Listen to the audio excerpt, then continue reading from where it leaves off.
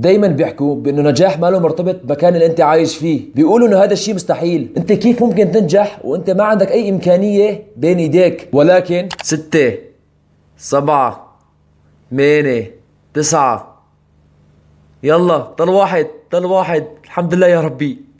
آه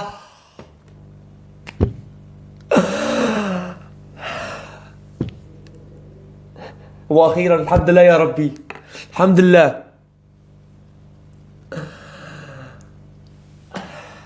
بمناسبة يوم الأسطوري لازم نفتح هي ونحتفل سوا. بصراحة ما بعرف شو اسمها، بس اللي بعرفه كثير يوتيوبرية بيعملوا هالحركة، وخلينا نحن كمان نعملها.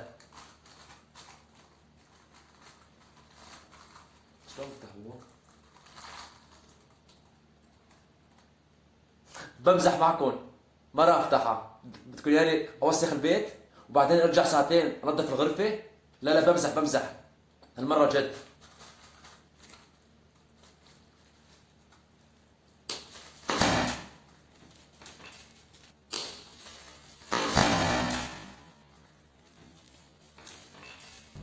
المهم بعد الاحتفالية العظيمة حابب احكي لكم بفضل الله ثم فضلكم اليوم صرنا 100,000 معلم. عن جد شكرا لكم. خلال 20 يوم فقط قدرنا نوصل ل 100,000 مشترك، وكمان حققنا أول هدف على هذا القناة.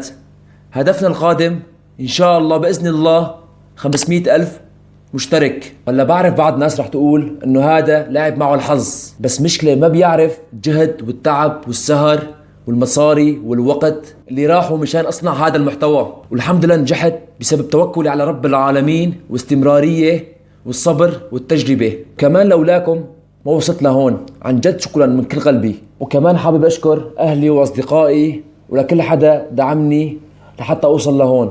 نصيحة لكل واحد عنده هدف بهالحياة: استمرارية والصبر، وطبعا بعد توكلك على رب العالمين رح توصل لهدفك بإذن الله. المهم بتمنى ما أكون طولت عليكم، ما ضل كلام أحكيه. إذا بدكم اكتبوا لي بالتعليقات أي شيء حابين تعرفوه عني مشان نعمل عنه فيديو. عن جد شكرا من كل قلبي. وهذا حسابي الانستغرام، إذا بتحبوا تابعوني هونيك. أشوفكم فيديو جاي. سلام.